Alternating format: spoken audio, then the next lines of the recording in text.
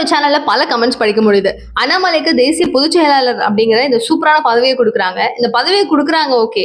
அது வந்து பாத்தீங்கன்னா தேசிய அளவுல முக்கியமான ஒரு பதவியை கொடுப்போம் அப்படின்னு தான் அமித்ஷா அவர்கள் சொல்லியிருந்தாரு. அதே மாதிரி கொடுக்குறாங்க. ஆனா அவர் தமிழகத்துல தான் இருப்பாரு அப்படிங்கிறது என்ன ப்ரியாரிட்டி இருக்குமா அப்படின்னு சொல்லி கேட்டீங்கன்னா சீரியஸா இதை பத்தி தான் ஒரு பெரிய டாக்காவே இருக்கு. ஸோ அதை பத்தி டீட்டெயிலா நான் உங்களுக்கு எக்ஸ்பிளைன் பண்றேன். என்ன நடந்திருக்கலாம், என்ன பேசியிருப்பாங்க அப்படிங்கிறத நான் உங்களுக்கு சொல்றேன். ஸோ இப்போ பாத்தீங்க அப்படின்னா தேசிய அளவுல அவருக்கான ஒரு சூப்பரான பதவியை கொடுக்கணும் அப்படிங்கிறதுல மட்டும் அமித்ஷா அண்ட் மோடி ரொம்ப திட்டவட்டமா முடிவு எடுத்திருக்காங்க.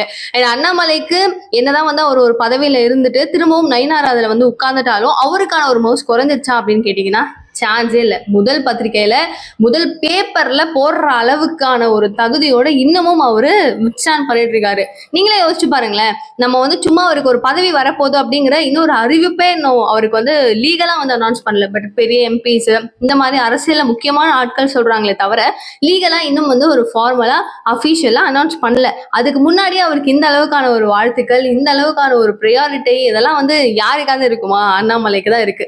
சரி ஓகே, இப்ப அண்ணாமலை ஓகே தீபிகா அவருக்கு பதவி கொடுத்துறாங்க, பொதுச் செயலாளர் பதவி அவருக்கு வந்துருது தேசிய அளவில் அப்படின்னா நம்மளுக்கு நம்ம கூட அவர் இருக்கணும்ல அப்படின்னு சொல்லி இன்னும் அதிக அளவில் ஆர்வம் காட்டுற ஆளுங்களுக்கான ஒரு பதில் தான் நான் சொல்ல போறேன். ஸோ இவங்க அதாவது பாஜகவினுடைய முக்கியமான ஒரு எய்ம் என்ன?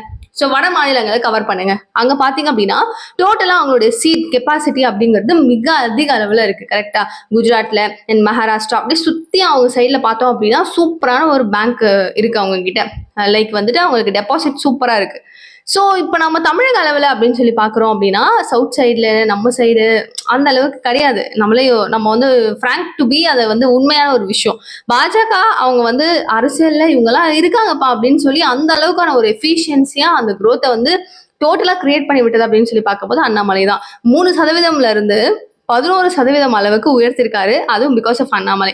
அவர் வந்து டிஎம்கே பண்ற ஒரு தப்பு சொல்றது, அதிமுக பண்ற ஒரு தப்பை சொல்றது, அவங்களை சுட்டி காமிக்கிறது, அவங்களுடைய ஃபைல்ஸ் ரிலீஸ் பண்றது, இவ்வளவு சொத்து ஆக்கிரமிப்பு பண்ணியிருக்காங்க அப்படின்னு சொல்றதுன்னு வருஷ கட்டி சொல்லிக்கிட்டே இருக்கலாம். அவ்வளவு விஷயங்கள் அதிக அளவுல அவர் சொல்ல மக்களுக்கு நிறைய விஷயங்கள் புரிய ஆரம்பிச்சுது.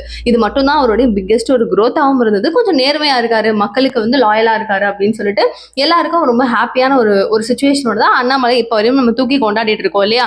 ஸோ இந்த மாதிரி ஒரு சிச்சுவேஷன்ஸ்ல இப்ப பாஜக ஷாரா இப்ப தமிழகத்தை டெவலப் பண்ணணும் இல்ல. இப்ப தமிழகத்துல பாஜகவினுடைய அமைப்பு அவ்வளவு அளவுக்கு கிரிப்பா இருக்கான்னு கேட்டீங்கன்னா கிடையாது.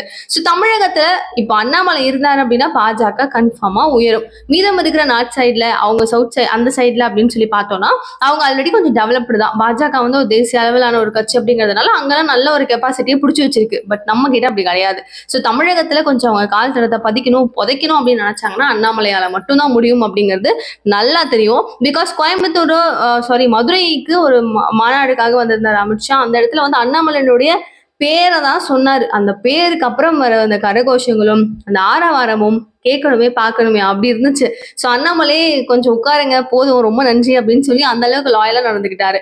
அண்ட் இதை பார்த்ததுக்கு அப்புறம் அமித்ஷா கொஞ்சம் சிரிச்சுக்கிட்டே அந்த அளவுக்கு லிசன் பண்ணாரு. ஸோ அவருக்கு புரிஞ்சிருச்சு தமிழகத்துல நம்ம திரும்பவும் ஒரு கெப்பாசிட்டி எடுக்க முடியும் அப்படின்னா அண்ணாமலையை வச்சுதானே. ஸோ ஷார்ட்டா பொதுச் செயலாளராக இருக்கிறாரு, அந்த பதவி அவர் தேசிய அளவில் வாங்குறாரு அப்படின்னாலும் அவங்களுக்குன்னு சில ஊர்கள் அவங்களுக்கு இந்த ஸ்டேட்ஸை நீங்க பாத்துக்கோங்க அப்படிங்கிற மாதிரி வரும் இல்லையா? அதுல தமிழகம் முதலிடம் அப்படிங்கிற மாதிரி சொல்லப்படுது.